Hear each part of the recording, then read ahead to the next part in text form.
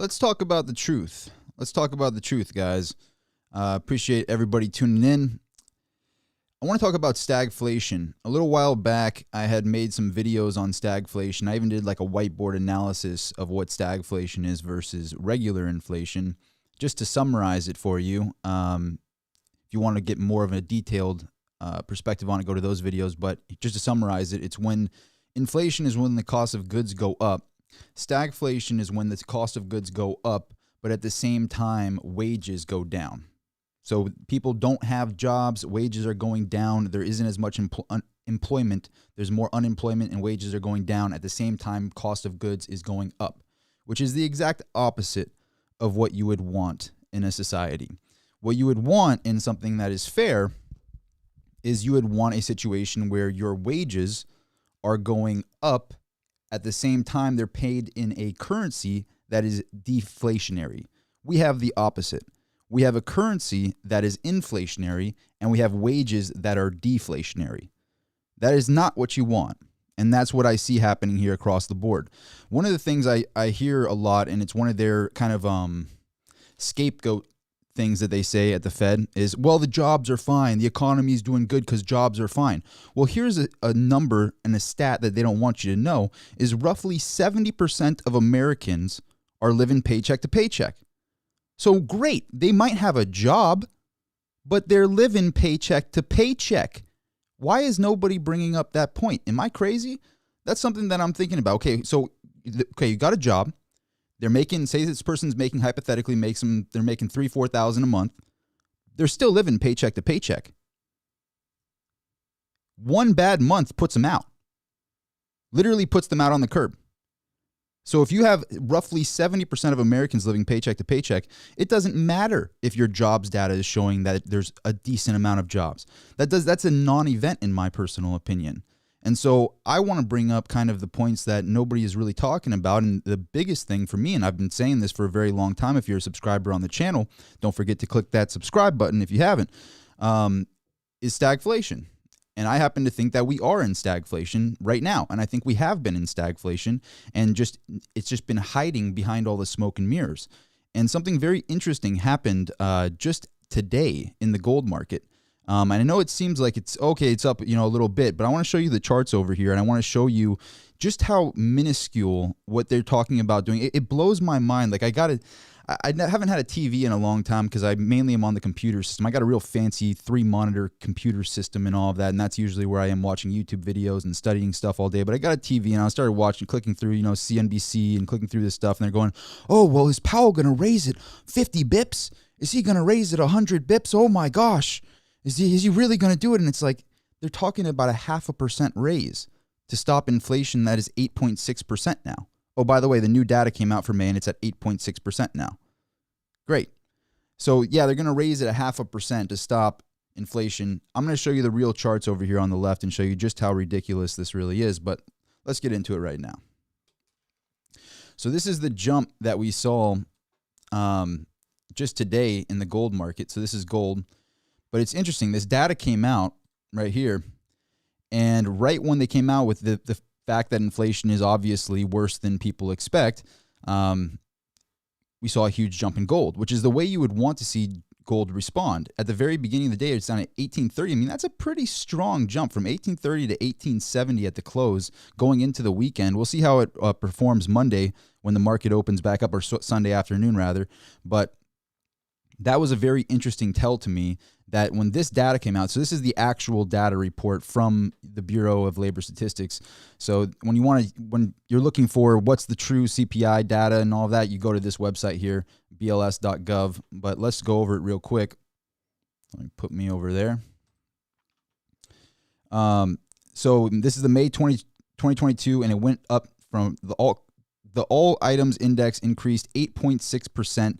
For the 12 months ending in May, the largest 12-month increase since the period ending December 1981. You heard that right. The largest increase since 1981. Oh, yeah. What happened in 1981 again? Oh, well, inflation was so out of control that Paul Volcker had to raise rates to over 20%. That's what happened in 1981. And you know what else happened in 1981? Stagflation. That was the last time we went through stagflation, was 1981. Interesting. So this is their actual economics news release, but they're not going to tell you what actually happened in 1981 and how they stopped inflation in 1981. See, Paul Volcker was actually a decent, Fed chair. He actually did his job. He went, hey, inflation's out of control. We need to do something very drastic. So he did it. And then guess what happened? Here is something else that nobody will talk about. I like patterns. I like some pattern recognition type stuff. It's something that that works for me. And when I go through the patterns here, so this is the federal funds rate. When they talk about, is Powell going to raise rates? Is Powell going to raise rates? Is it actually going to happen this time? Is Powell really going to do it? They're talking about this chart right here. So this is a federal funds effective rate, which basically means what the interest rates are. And so it was at zero for a very long time. And all of this hype about what they're talking about what they've done to raise rates to mess up the stock market, it's that right there. Isn't that cute? Isn't that cute? Look at, they went from there to there. Oh, wow. Oh my gosh. Let's do Jim Cramer. Let's talk about this. Oh my God. Oh, mad money. He jumped it up from 0 to 0.83. Oh my gosh. Oh, the sky is falling. Look what he did. Oh, the federal chair, he raised rates. Oh God. That's what they did. They did that to stop an inflation rate that is well over here. If you actually look at the real inflation rate, which I want to give a shout out to a beautiful website, very well done website. I usually don't give shout outs and stuff like that because I don't like being swayed or being paid off by somebody, but I have nothing to do with this website. But this website, shadowstats.com, very impressive work on this website. Highly recommend checking them out, shadowstats.com. They actually have a chart here of using the correct CPI data, which is from the 80s. Ironically, last time we went through stagflation, and ironically, last time when they raised the federal funds rate to actually stop inflation and bring it down, which you saw right here, they raised it up to 20%, and that actually did stop the inflation rate. So that was the drastic thing Paul Volcker had to do. But interestingly enough, if you use the same basket of data that they used back then, keep in mind they handpick. They're very selective about this data that shows 8.6%. If they use the real data, let me put myself over there, it would show that we're well over 16%. It would show it right around here. So it shows this is their numbers, the 8.6%. But if you use the true CPI data that they used back in the 80s without them changing the numbers up to make it look better for them, it would actually be of over 16%. Yeah. So that to me is very scary.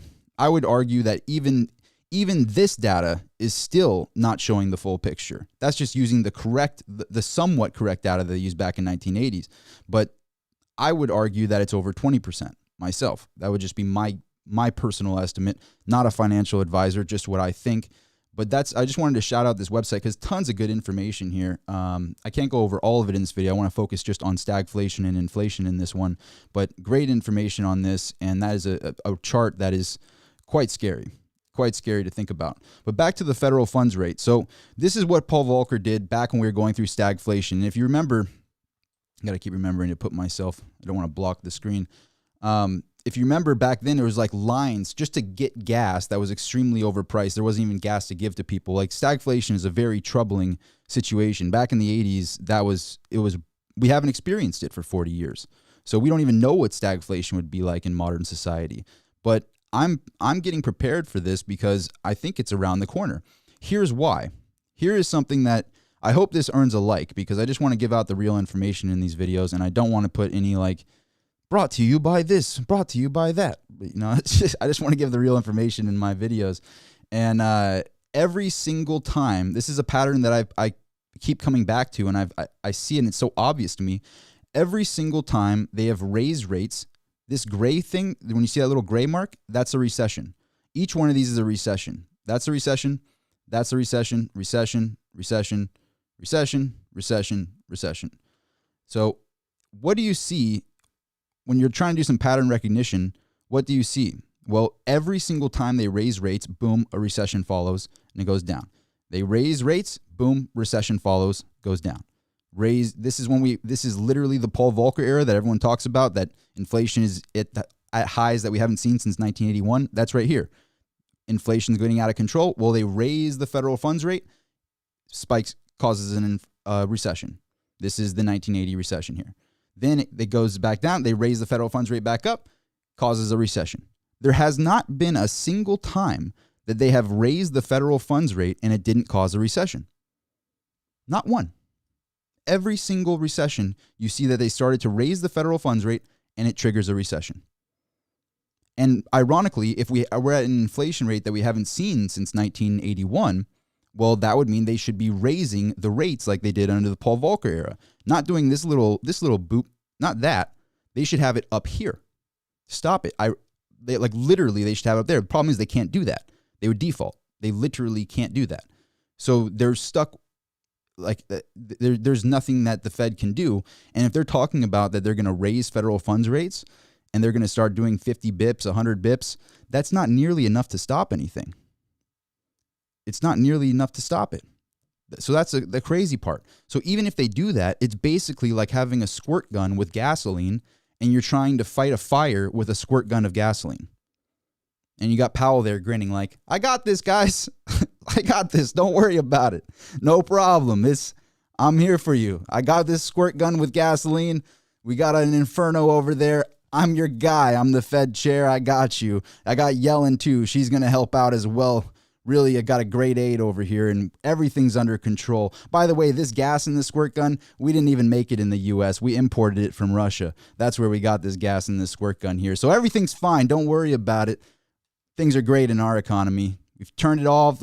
I had to get the gas from somewhere to put in this squirt gun, right? Anyway, that's what I see happening, and it's scary. It's outright scary. And so, just going over the basic details is if they every single time they have raised rates. So look at this.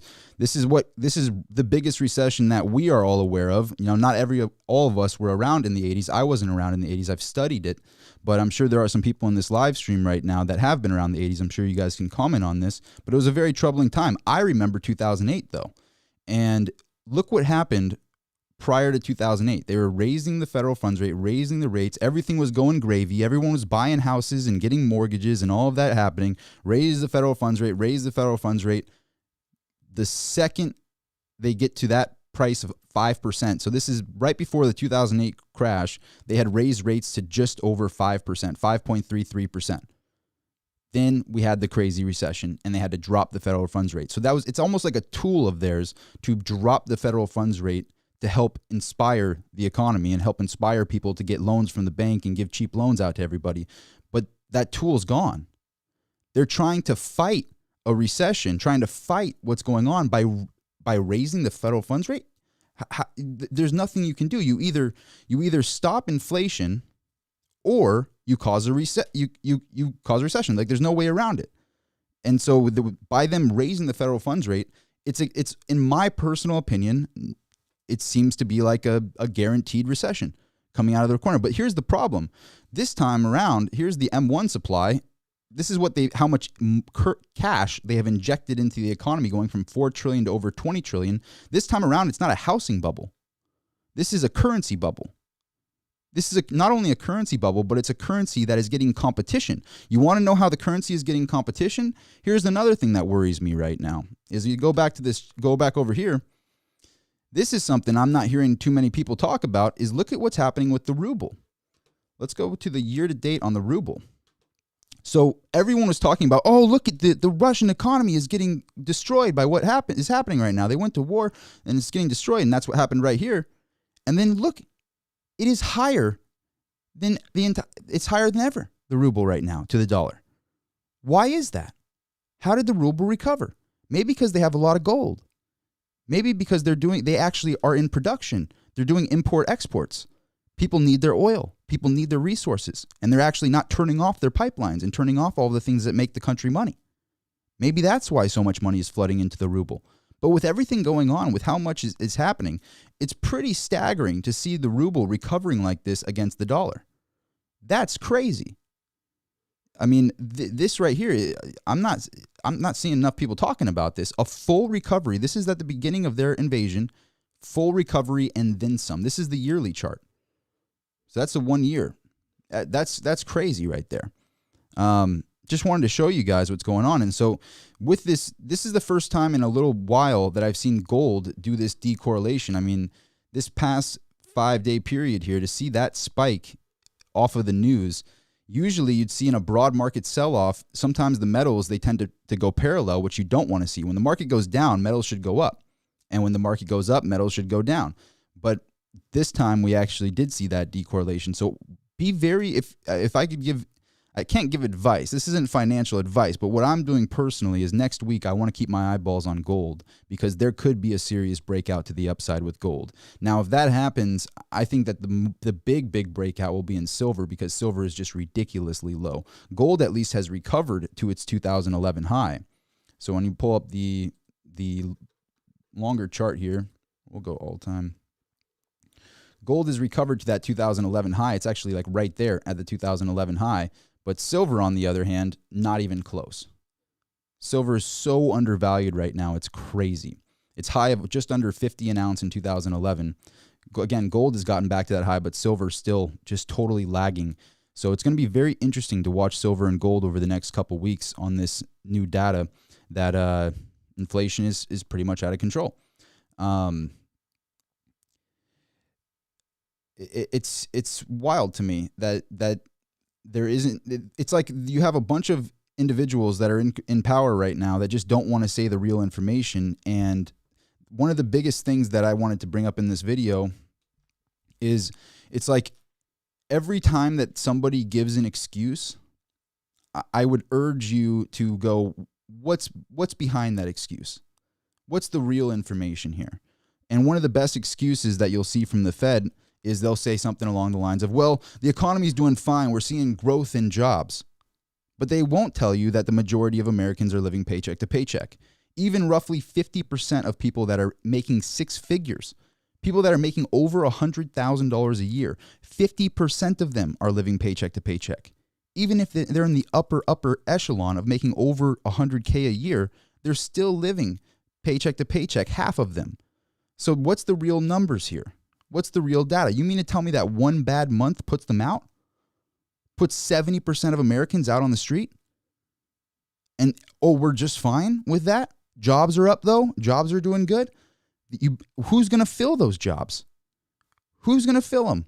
It seems like I'm an entrepreneur, and I'll tell you what, I don't like the idea of employing a bunch of people because it seems to be a big liability the more I look at it. And so every chance I get, I just finished coding the website. And by the way, if haven't been making videos as often, I think I'm getting on a decent schedule here, but I just made my own little version of eBay and it's fully launched and everything. I have my own auction house now. So it was a lot of work. It took a lot of work out of me, but to build that, I can't hire a US coder. I have to talk to people. I have to talk to people overseas and outsource this labor. And so as an entrepreneur myself, I just don't see it. I don't see the situation happening where wages are going to be able to go up and jobs are going to be there to fill these slots with all of these. And it's kind of like, it's wild to me that the younger crowd seems brainwashed in a sense because they think that they can learn business from an economics professor or something like that that'll teach Keynesian economics that knows nothing about building a business, nothing about operating a business. That's why they teach. That's why they're being the teacher at the college. But they'll pay $60,000 a year to learn from this individual and then get this glorified golden ticket thinking that they're going to get $250,000 a year with it. How many jobs want to fill? How many people want to hire that individual? How many people out there want to hire these college-educated individuals who think they're worth $100,000, $200,000 a year? I don't. I would much rather hire a homeless kid that knows how to use an iPhone really well. Seriously, reach out to me. Shoot me a DM on Instagram. Dead serious about that. I would much rather have somebody that has no college education. I'm not college educated. I dropped out. So I just don't know who's going to fill these slots. But not only that, when you have the debt load of the average American, there's a reason why 70% of the population is living paycheck to paycheck because they're all in debt. And if you have one bad month, it puts them out on the street. They're not going to be able to pay for their fancy car. They're not going to be able to pay for their fancy place that they're living. Oh yeah, rent's up a lot. Who's going to pay that rent? You raise the federal funds rate, you make it harder to get a loan to buy these overpriced houses. And then you're going to have people wanting to rent out their houses. Well, rents is way up. Houses are way up. Who's going to fill these rent slots. If you have one bad month, things start getting rough. It's crazy. So that's something that I wanted to bring up, is that every time I hear them talk about, oh, well, job numbers are doing well. Are they? Are they? If 70% of your population doesn't have 10 grand in the bank, are they doing well? Better yet, is 70% of your population doesn't even have 2 grand in the bank. Are they really doing well? Are they doing okay? That to me seems like a house of cards. And it's not talked about enough. It's not about the jobs report. It's about how many people have 6 months saved where they can be okay for 6 months if they don't have a job. That's a number I want to know more about. That's something that I'm researching into right now, is how many people actually have money saved. And so, like, what am I doing right now myself? Because it's one thing to talk about how absurd this all is. I think we all know at this point that it's pretty crazy what we're going through right now. What do we do? How do we protect ourselves? Well, unlike all the precious metals channels, I'd like to say like some real information more than just buy gold and silver. Now, that's a big part of it. Make sure you have decentralized assets. Make sure you have money outside of the traditional banking system. Things to barter with outside of the traditional banking system that will go up with inflation. And I think gold is really ripe and silver is really ripe for a takeoff here. Platinum is just being given away right now. Palladium is being given away right now, in my personal opinion. Those metals are just highly undervalued. And that's why, one of the reasons why I launched my own auction house, and I know this is going to be a plug of some way, but I want you to know what I'm doing for the precious metals industry is I'm doing no reserve auctions starting at $0 on my website, just to see what a 100-ounce premium really is on silver. I want to see what the price of silver really is. So if they say silver's 21 an ounce, 22 an ounce, what happens if I run a no reserve auction starting at $1 and on a 100-ounce bar of silver?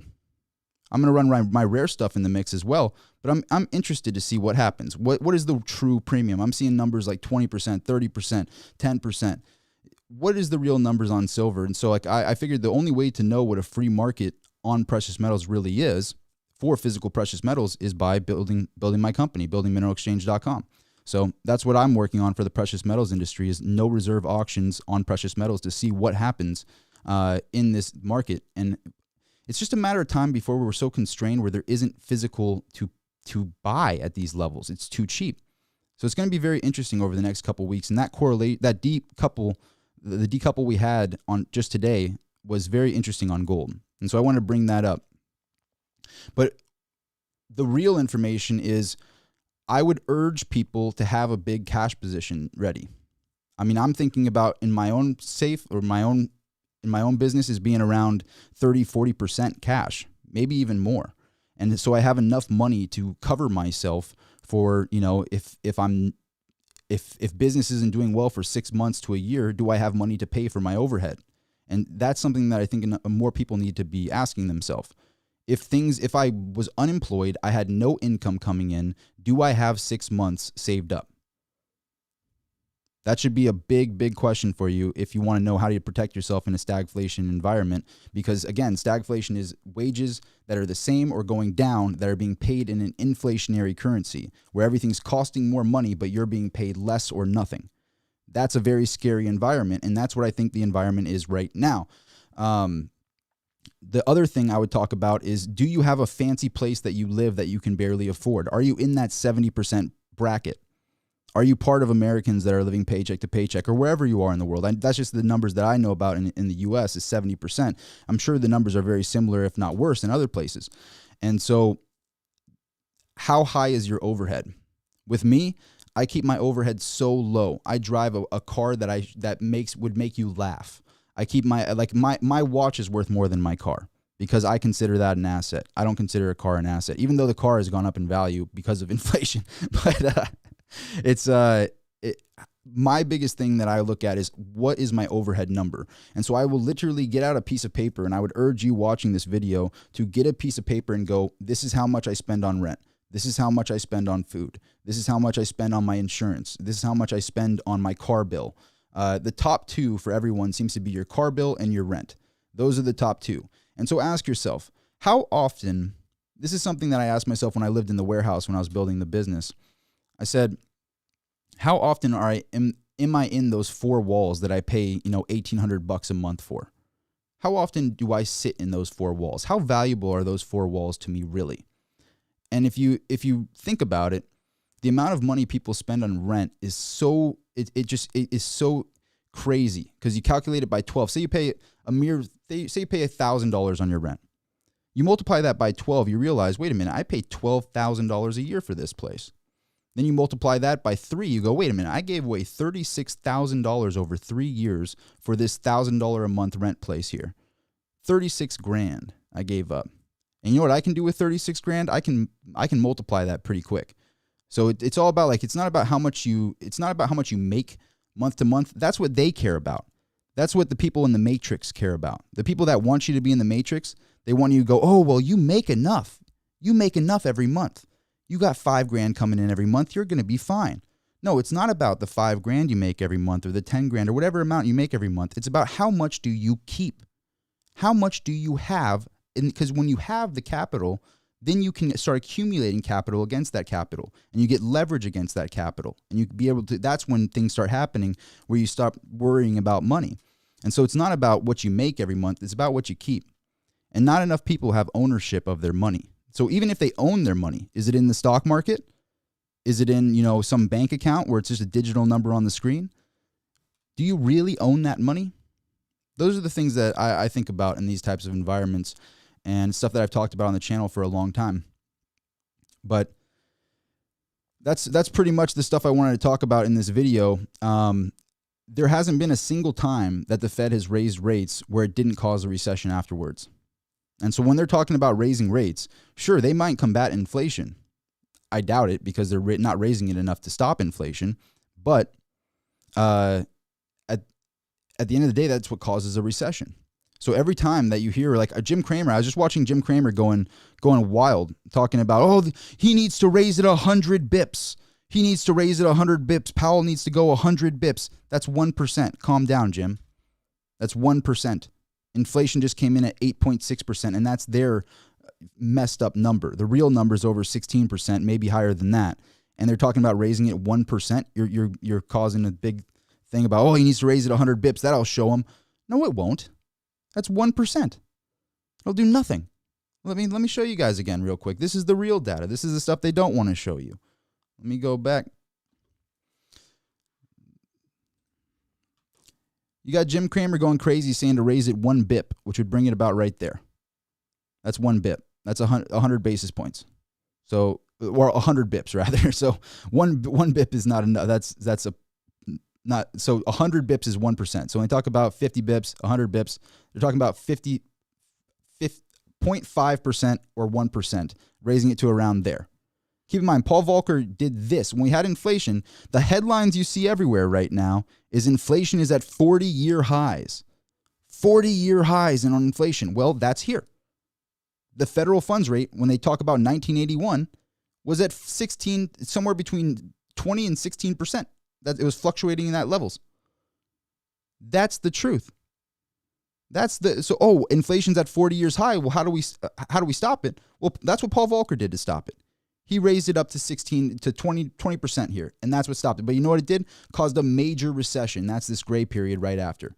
Every time they raise rates, big recession. And now they've had it at 0 for so long that they've been on this gravy train for so long that right now they're starting to have to face the music. They were just starting to raise it up a bit, and then everything happened with the pandemic, and then they just dropped it down to 0 to try to help. But now they're trying to raise it back up again after injecting all of this money into it. Just, to me, I don't see any way that they can get out of this. The more they raise it, the more likely it is we're going to see another one of these gray periods here. Because every time they raise rates, gray period follows. But what's crazy is the more they raise rates, it makes it harder and harder to lend to get a house, to afford a house. And so ownership, when you hear that saying of like, you'll own nothing and be happy about it, well, I'll tell you what. I'll tell you guys one thing. If I sat down like 3 years ago and I thought to myself, how do I create a stagflationary environment? Because keep in mind, a stagflation environment is different from inflation. Stagflation is when you have low employment and higher prices of everything. So not only do people Not only is everything more expensive, but people don't have enough money and they don't make enough money to pay for these over expensive goods. So that's what a stagflation environment is. So if I sat down like 2-3 years ago and I thought to myself, what kind of moves could I make on society to make it so we go through stagflation? I don't think I could have come up with a better game plan. Like if this was my end goal, I don't think I could have done a better job or had a better game plan than injecting this much money through stimulus checks to try to help people so they don't even know that that the real tax they're going to pay, they're getting this money up front, but it's getting taken right out of their back pocket. And I talked about this as it was happening. It wasn't easy to talk about how it was a bad thing when it was happening because everybody was so excited to get $1,200 and they needed it. But what happens now? Well, now you feel the inflation burden. Now you feel what it's like when the money doesn't go as far as you think it should.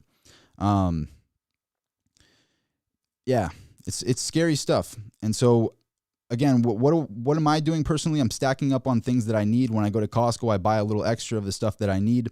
Make sure that I have enough water. Make sure that's a big one. I have like a reserve of around 100 gallons of water. So a bunch of 5-gallon drums of water I have lined up. Water, gas. It's like, I don't know. Some people are in a position where they can stock up gas. I can't. So that's a pretty scary situation. If you drive a truck right now, or if you have a car that consumes a lot of gas, it's rough. It's going to be rough. So it's like, what does this do though? When you turn off our energy, you make the country less money, you make the country less powerful, because then you're reliant on the other country's oil. You have to import, you have to beg OPEC for your oil. So when you turn off our pipelines, you damage the economy and you have to beg other economies to provide you oil. Now, when someone's begging for something, that means that they're not in the position of power. So when people are going to Russia or going to these other countries and saying, hey, can you please, these Saudis, please give us your oil. We need your oil. Well, now they feel like they're in the position of power and the U.S. is no longer in the position of power. We were energy independent. Now we're not. So it's like, what does this do? Well, if you turn off our energy and the gas prices skyrocket, well, is your goal, like, that's what I'm wondering. What is the end goal here? Is the end goal to make individuals consumed with debt, not make enough money to do anything with their life, and be forced to be living at home because they can't even afford to travel? Do you want people to be cattle in cubicles, living in their houses they can barely afford, and then not be able to afford the gasoline to drive places to do things with their life? Is that the end goal here? Because it seems to be the case. That's what I'm wondering. Because it's like, if I wanted to rebuild the economy, if I wanted to grow the economy, I'd go, turn on the Keystone Pipeline like yesterday.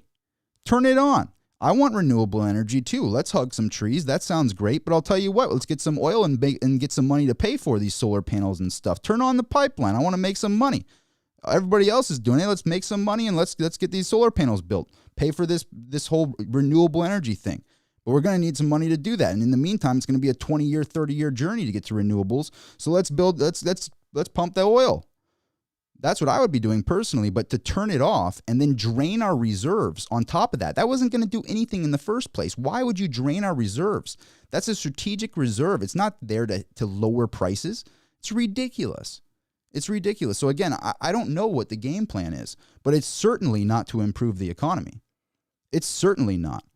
So it really is, like, if you take it apart, it just really does seem to be a diabolical game of chess to get people to be like cattle stuck in cubicles they can't afford, working out of cubicles they don't want to be in, and not being able to drive places to do things with their life. That's what it seems to be. Maybe I'm going off on a little bit of a rant, but that's what I see around the world. I exited the matrix a long time ago, where I just took 100% control of my time at all costs. That's what I did. And now the world looks different. The things, I don't see things the same way, I guess. And so it's like, it's just scary seeing what's going on here. And so it's like, all I can do is talk about it and try to spread some awareness about it and keep building the things that I'm building, and prepare. But I just think that this is a lot worse than we're being told. And I know a lot of us in this live stream, we know about all of this, but yeah, I wanted to rant a little bit on and make some points about what I think about the inflation rate, because yeah, obviously 8.6% is very high, but it's not showing the full picture. The real picture is this. Again, shout out to this Shadow Stats website. I wanted to give them a big shout out. I got no affiliation, nothing to do with them, but I'm using their chart here to show what the true inflation is if they use the real basket of data, the Paul Volcker time. So they literally say inflation is at levels higher than ever before. Inflation is at 40-year highs. So when you go back 40 years, you go back to 1982. So literally, if you Google right now on your computer and you look up inflation, it'll show you in like the titles of CNBC or MSNBC, all these titles on there, it'll say inflation's at 40-year highs. Well, this is that 40 years that they're talking about. Ironically, look at the blue compared to the red. If inflation is at highs that we haven't seen in 40 years, the red one is what they're telling us, but this is the real one. 40 years ago, they used this blue line here. And that's what they put together here at the Shadow Stats website. And it shows that it's higher than it was back in 1982. It's actually higher. That's the real, if you use the real basket, what they use, if you want to compare, if all of you headlines out there, if you Jim Cramers out there, you CNBCs out there, if you want to say inflation's at 40-year record highs, well, then use the basket that they used back 40 years ago. The basket of data that they use for the CPI is right here, this blue line. That's the data. So what does that tell you? No, it is higher than it was 40 years ago. Inflation is higher than it was. That's the truth.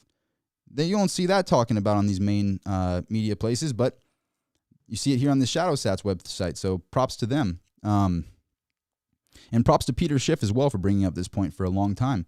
But that's the real information. That's the stuff that is going on. It's troubling to realize, because what happened, I mean, what happens when that starts compounding?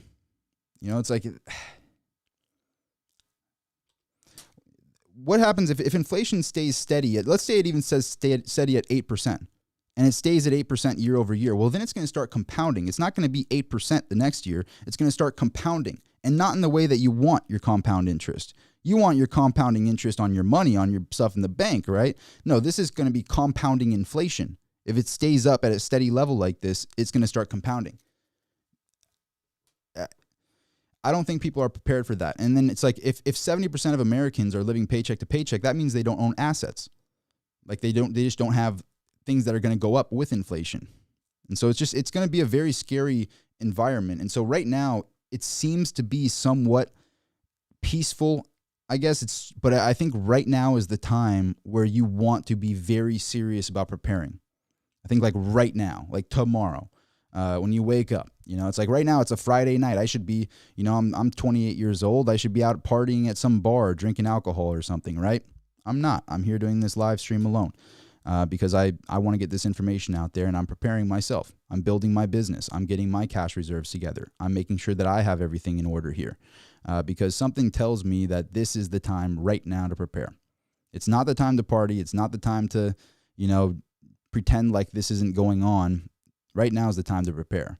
And it's one of the first times that I'm not like all in on precious metals. I have a lot of precious metals, but I'm building my cash position right now, if I'm being honest. I think if I had to summarize it, if I had no precious metals, I wouldn't be able to sleep at night because I wouldn't have purchasing power outside of the banking system. So I wouldn't be able to sleep at night.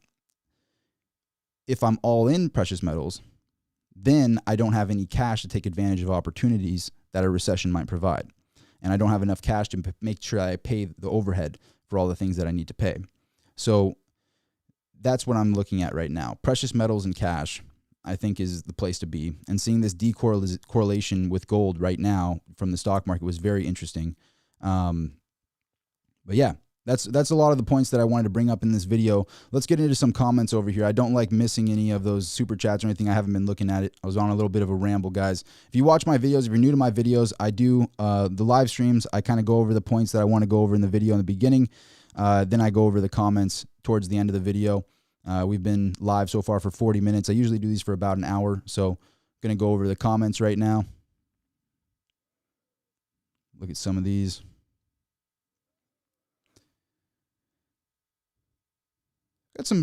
We got some good comments in these comment sections when I go live. That's what I miss about doing the lives. Rolf says, you own nothing, but you'll be happy. It seems to be that seems to be the plan. That's what seems to be the plan. But again, I mean, I just brought that up earlier in the stream. It's like, I don't think I could have done a better job. I don't think if I took apart the pieces on the chessboard and I'm like, okay, how do I make sure that people are living paycheck to paycheck, they don't have enough money to pay their bills, and then they're not going to get paid enough money to pay for the overpriced things that the economy now it costs $10 for a loaf of bread. It costs, I mean, I was at the gas station and I'm increasingly seeing people getting more and more visibly distraught. I mean, I'll be honest with you. It doesn't make a big difference in my life if my gas is $50, whether it's $100. And I don't mean that I don't mean that in an arrogant way. It doesn't really, it bothers me, but it doesn't like ruin me. But I'm looking around and I'm seeing like the faces of people, because I drive a car that's pretty good on gas, but I'm seeing people that have trucks that are leaving the gas station with like $150. $200 they're putting in their car. And the gas price is like almost $7 a gallon where I'm at. It's like, what? What happens when this gets to double digits? Gas $10 a gallon. Then you're going to start seeing people not even wanting to drive. You're going to see people flooding to the train systems. We don't even really have a good train system because they can't figure that out for their life. But how are people going to be able to transport around? So it's like, what is the end goal? That's what I keep repeating. It's like, what's the end goal? Really, you turn off our energy production. You make gas extremely expensive. You give away all of our money overseas. You print way too much money and disguise it as a stimulus package. And then you make the money go through rapid inflation while you pretend nothing's wrong, and you raise the interest rates on the Fed to trigger a recession afterwards. It's like, is this premeditated? Should I just go out and say that? Should I say that? Is this stream going to get shut down? Is it premeditated? I don't know, but it seems to be that way. It doesn't seem to be like any type of logical, any type of logic seems to be out the window in a sense. I don't know how I could do a better job at messing up the economy, to be honest with you. It really is. It's crazy. Cass says, Rob, you need to be on the JRE podcast. Get the platform you deserve. You know what? My plan is to grow my channel and grow my presence across multiple social media platforms. Like if you follow me on Instagram, let me show you guys. Every time I go live, I put in my story over here on my Instagram and I show all the stuff and I do more short videos and stuff. Starting to get some really good traction on the Instagram, by the way. Like the reels and stuff there are getting some good traction, but I'm growing on multiple platforms, and I started doing this a while ago. Like literally my Instagram was like 1,000 followers, like I want to say a year ago. But I started doing that because I want to have multiple platforms so that I have, places to go just in case of any, it's like a countermeasure, I guess. But every time I go live, I put in my story, hey, I'm going live in 10 minutes. Hey, I'm going live in 30 minutes, so that you have an extra notification. Sometimes YouTube doesn't give the notification. But if you want to follow me there, when I talk about my business, when I talk about what I'm doing for the precious metals industry and what I do, I just finished building my own small kind of eBay, which is mineralexchange.com.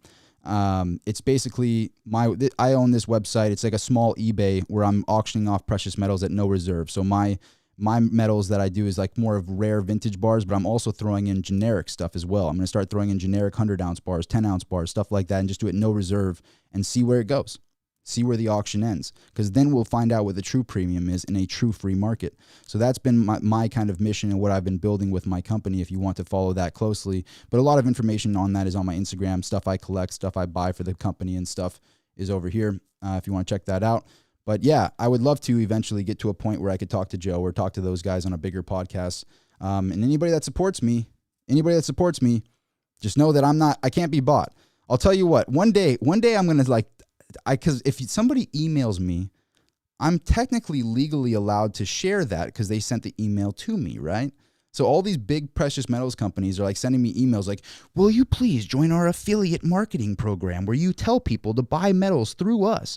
And it's like, no, I'm going to build my own company. I appreciate that though. I can't be bought. I'm not going to do it for any amount. I'm not interested in doing that. You won't see an affiliate link.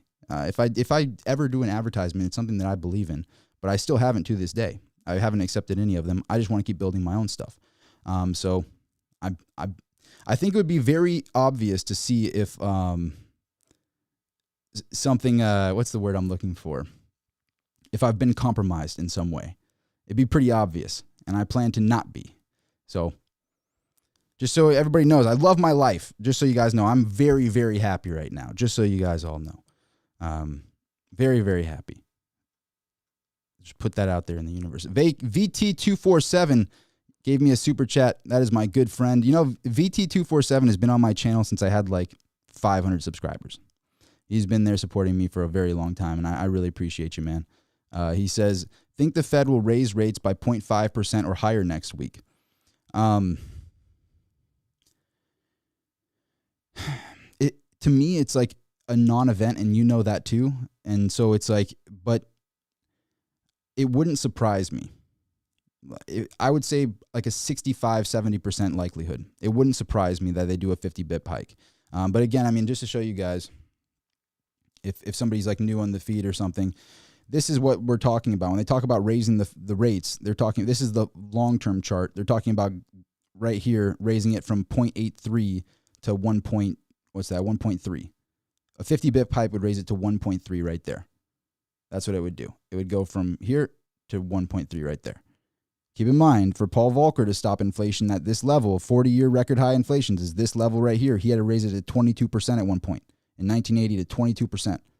In 1981, 18.92, almost 19%, 18.64% is what they raised it to. And meanwhile, we're not even at 1%. We're at 0.83%. Talking about stopping inflation with an M1 supply of money that went to there. We're going to stop inflation where we printed that much money, and they're going to stop it by doing that, by going from there to there. Why didn't they when they do a live feed with Powell, why don't they go, hey, this is what Paul Volcker did. Look at this measly thing I'm doing. We got you, bro. We got you over here at the Fed. Trust us. It's transitory. Remember, they don't say that word anymore. Remember when that was the thing we were talking about on the channel in these live feeds is, it's transitory. It's what a great word to use. It's a transitory inflation. Turns out it wasn't. Turns out it was a big lie. But here it is. At 0.83%, they're talking about raising it 50 bips, raising it to there, and that's going to stop inflation. That is if you use the real basket, it's around here. And that shows what Paul Volcker did. So literally, if inflation is here, like we know from shadow stats, so if we go to shadow stats, and it shows inflation is at 16% and change, that's what it shows inflation is at 16% and change. Well, let's go back to this chart here. Well, that means inflation is around here, right? And they had to when inflation was at that level, they had to raise the rates. This is the federal funds rate. They had to raise it to those levels to stop the inflation and bring it down. But guess what? We're here and we're talking about raising it here. How do you combat inflation that is up here by raising it to there? Like it's a non-event. It's a joke. All it is going to spark a catastrophe. I mean, the only way they can get out of this is by turning on the money printer and keep doing all the kicking the can down the road that they have been doing. And that's just going to eventually kick it down the road so far that it's just going to cause it no matter what. So they need to taste the bitter medicine, and it's going to be rough. That's why we need to prepare, because if they do decide to do the right thing, it's going to cause a recession. If they do the right thing, like there is no way to do this smooth. If you have inflation that's out of control, you can't smoothly stop it. You have to do a drastic thing. Like, I mean, Paul Volcker from 1976 went from 4%, which is still way higher. Imagine if they raised it to 4%.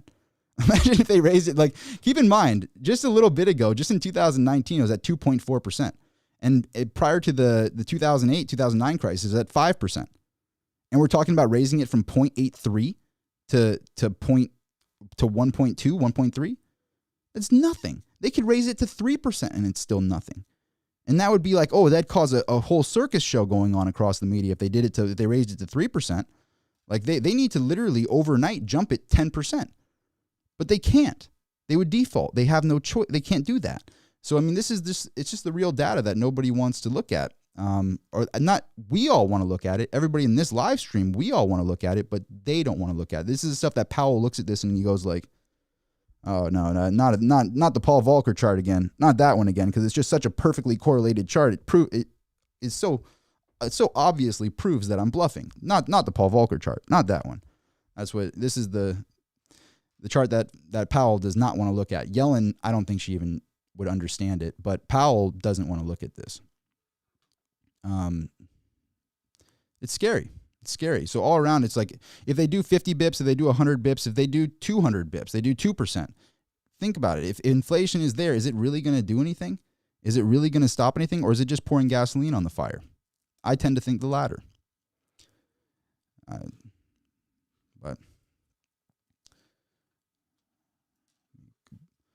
But to answer the question, VT,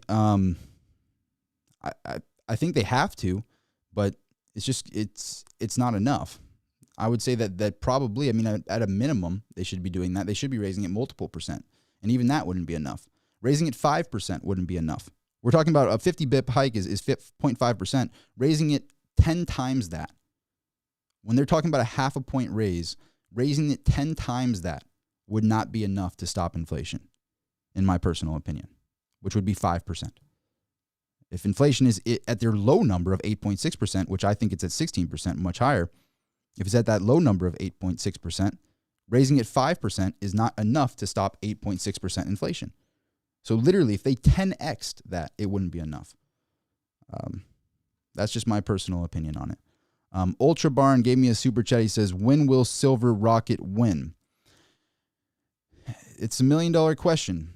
I can't say with certainty when. I don't know with certainty when. And if anybody does say that, I think they're being foolish. But what I can do is find out what a free market is willing to pay for silver, the true premium on silver. I can find that out with my limited resources. So that's what I'm doing. But when? I don't think when is the question. I think the question should be right now is, do you have purchasing power outside of the banking system? Because the premiums are obviously, there are obvious manipulation type things going on to make the premiums low on precious metals. In my personal opinion, could be completely wrong about that. We're still live, right? Things are going good? All right. So in my personal opinion, I think that there's some shady stuff going on, and proven shady stuff that, JP Morgan has gone to court about multiple times. But I don't think it's about the price going up. I don't care about it doubling. Obviously I do care about that, but I care about how much purchasing power do I have outside of traditional banks, because there's a scary scenario that goes on in my mind. And I was going to make a video on this talking about why I don't trust the stock market. And it's because of it comes down to custody. Do you really have custody of your Tesla stock, or does TD Ameritrade have custody of it? When you want to sell your stock, do you have to get on your phone and use an app to trust somebody else that owns your stock to sell it for you at that given moment? And then when they sell it, do you own the money there? Or do you have to transfer it from TD Ameritrade, E-Trade, whatever you're using, Schwab or whatever? Do you have to transfer it from them into your bank? And then you own the money still when it's in the bank, because they don't have fractional reserve banking anymore. They can just give out loans at will. They don't really have the cash to back it. So do you own the money when it's from them from selling it to into the bank, and then to get the money from the bank? Are they going to be solvent to even give that money? And is the money itself even going to have solvency? So that whole crazy funnel ladder to me all comes down to custody. And with me, when I go over here, I go, look, here's a 2,500 brick, 2,500 right there. Didn't have to ask anybody permission. Didn't have to fill out a routing or account number. Didn't have to go sign a piece of paper. It's right there, 2,500. To me, it's about custody. It's more so than just the number go up. It's about, do I really own the asset? And I think that that's going to be a very important thing over the next few years, if not the next 6 months, maybe even sooner than that. But that's the way I look at it. So I care about number go up, but I care more about custody. But to answer the question, I'll go back to the charts real quick just to get an actual. I appreciate when you guys do the super chats. Let me go back here. The biggest thing, and if you've watched my videos in the past, I brought up this point, and I brought it up earlier in this video, is gold is having a little bit of a breakout and has recovered to the highs that we saw in 2011. It's full recovery, but we pull up silver, not even close to recovery. And as inflation goes up and up and up, the cost to pay people to mine the silver is going to cost more and more and more. And they're going to need more and more silver for all the electronics that they keep producing. So to me, it just seems to be extremely ripe for a breakout. And I think it's just a matter of time. But I think it should be well over 50 an ounce right now. Like right now, I think that's what the price should be. Now, is that saying it's going to happen? I don't know the timeline, but I know that I'm betting on it and I'm waiting for it and I'm holding out because I can have custody and I believe in the asset going up. That's the way I look at it. But I can't say, I don't like the gurus saying like, well, this month, this is because the COMEX did this month, it's going to happen tomorrow. It's going to skyrocket to 50.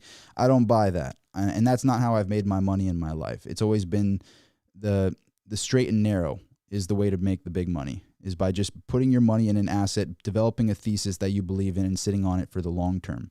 I think it's a Jesse Livermore quote where he said something along the lines of, it really affected me throughout my life, he said, I made most of my money by sitting on my hands. It wasn't by my trading or my advanced knowledge. It was just by sitting on my hands. Something along those lines. So I think silver is a great play to be sitting on your hands on. That's my personal opinion, not financial advice. But hopefully that answers the question without ranting a little bit too much.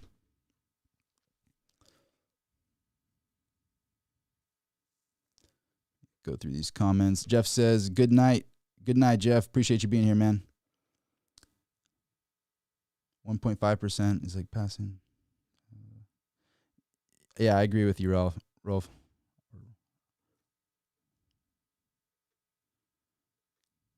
Gas is too expensive to throw on the fire. That's a good point, Jesse Guy. Jesse Guy raises a very valid objection right there. He says, because I'm saying they're pouring gasoline on the fire. It is too expensive to do that. But then again, maybe their goal is to cause more inflation. I don't know. But it is a very valid point. Maybe they're not using gasoline. There's got to be something flammable that's cheaper than gas, because gas is getting very expensive. I got to change my analogies up, Jesse. That's a good point. I didn't think that one through.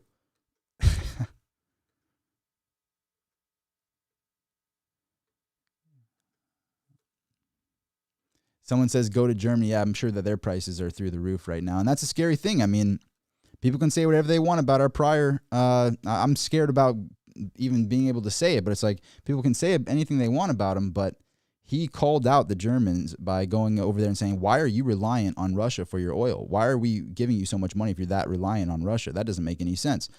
And sure enough, look at what happened. I think Germany relies more than 50% on Russian oil. And so why do we see? How do we know that they're in the position of power? And this, I guarantee you, Mr. Putin knew about this. I guarantee it. We can go back. How do we know that they're doing well right now with all their exports? Well, the ruble is going up in value. You look at the 1 year on the ruble, full recovery. That doesn't tell it. I don't know what will, but that's the ruble. At the very beginning, everybody thought it was catastrophe. The ruble would never recover. Well, it recovered and then some after everything that happened. This is when they did the invasion. This is where it is now. Probably because they got a lot of gold. Probably because they're doing things that they're exporting and taking in money, and they're only being paid in rubles, by the way. Now they're not accepting dollars. They don't hold dollars in their balance sheet in Russia. So they're only accepting rubles for their payment. So that made their currency get more value. Very interesting thing that surprised me when I saw this. And that might actually help gold as well if they are starting to go to somewhat of a gold standard over there. I have to do more research on that, but that's probably going to be a video in the near future on why this is happening here, because I think it's a very interesting thing going on with the ruble right now. Let me go back. All right. I'm going to keep this video. We're going to do this one nice and short and do it at an hour.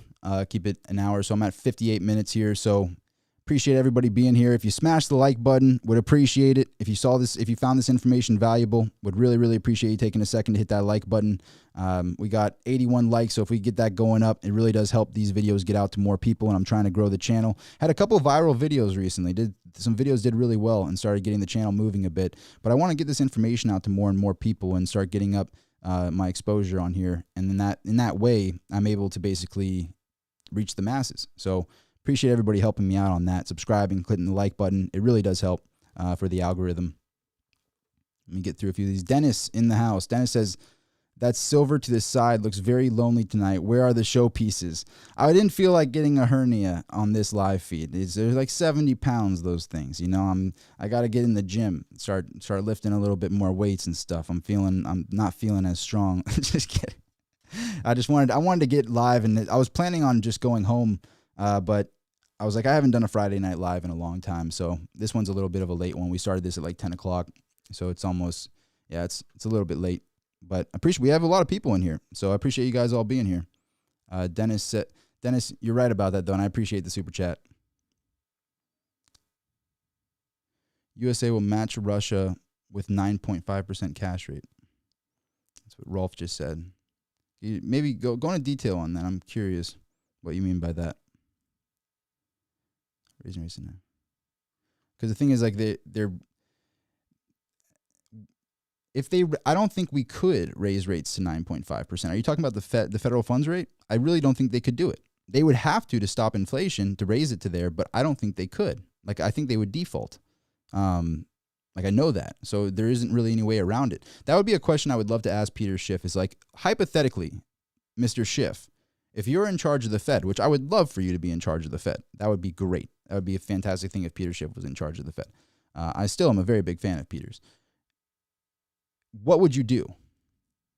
That would be I would be very curious what his answer would be on that. Because in this position, if you're in Powell's position right now, you technically can't raise the rates to 10%. Like, hypothetically you could, but you actually, like, you couldn't, because then you default. You wouldn't be able to afford that.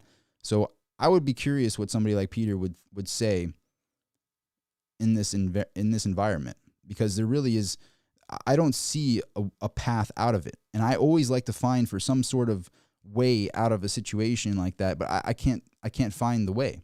It's so far, the can's been kicked so far and so many times that it just is like, I don't see another way out other than just kicking the can further down the road, which might be what they do. They might just stop doing this. They might cause a recession and then go to negative rates and beg people to take the money.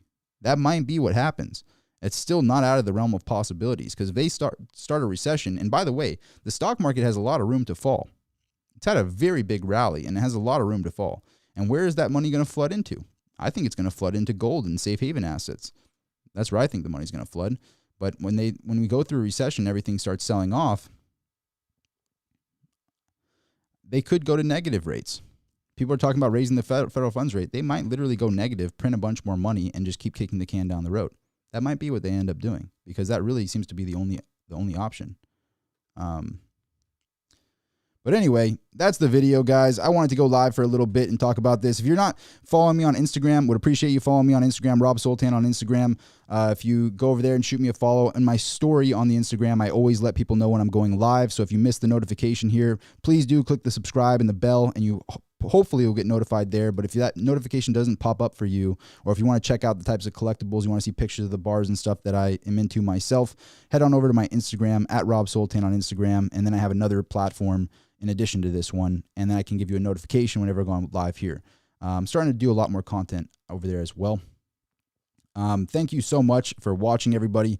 I'm really excited about the things that I've been building. So if you've been a subscriber on my channel, I've been building my company up for a long time, and I've been preparing to launch my auction house. And so I'm starting off small, and we're doing about 10, 20 items a week right now. So Mineral Exchange is like a small eBay for precious metals, for rarities and precious metals. So rare coins, precious metals. I'm into vintage silver bars, which some people don't understand, but they get very big premiums like numismatic coins. So you might see a rare gold coin that's in a graded holder that might be $2,000 worth of gold, but goes for $10,000 because it's a rare coin. There's rare bullion bars that go for big premiums. So some people might not understand that market, but if you study it on eBay and stuff, you'll see that there's a very big market for vintage bullion in addition to regular bullion. So I'm doing a mixture of regular bullion and vintage bullion, and then we're doing rare coins on there and everything. And just I'm starting every single auction at zero and just taking a gamble and seeing where it goes. I might take a loss, might make a win, who knows? But I'm curious to see where the real premiums are on precious metals. And the only way to find out in a free market is by doing no reserve auctions. No ceiling on it, no buy it now price, just let's see what it goes for. Maybe it goes for spot. Maybe it goes for 30 an ounce, who knows? But that's the only way that I can find out what a true free market really is. So that's what I've been building for this long time, and it's actually launched. Mineral Exchange is launched, and it's kind of crazy because it's been my end goal to build an auction house for a very long time, and to see it actually in operation, like bids coming in, and it's full blown in operation right now. I don't want to like actually show it and go through all of it right now, but check it out. Make an account. It's free to register. To bid, it only costs $1 to verify your account, and then you're verified for all auctions in the future. It's just a little verification thing to prove that you are who you are, and you can bid. But it's going to be fun to see what happens there. It's been my baby for a long time, is Mineral Exchange, and it's why I won't advertise on my channel, because I actually own Mineral Exchange. Mineralx.com, mineralexchange.com, I own all of it. So I don't want to be advertising somebody else's company, because that's not what I'm about. And I feel like that sways the video too. It's like, it makes me feel like the information might not be valid if somebody's advertising for somebody else and trying to make an endorsement deal or something like that. I don't know if I could ever do that. But anyway, thank you for all the support. Appreciate all the love, everybody. I really miss doing these live feeds. Sometimes I'll do these live feeds and I'll go for like 2 hours and I'll be here till midnight, but let's keep them short and sweet. Let's do about an hour, 45 minutes, an hour in these live feeds. And hopefully I can keep doing these every Friday. I'm starting to get a bit ahead on things. So getting the website launched was a big deal for me, but now that it's all going, I have some more time on my hands, but should be seeing a lot more videos coming out on the channel. Thanks again for watching. I will see you at the next live stream. Signing out.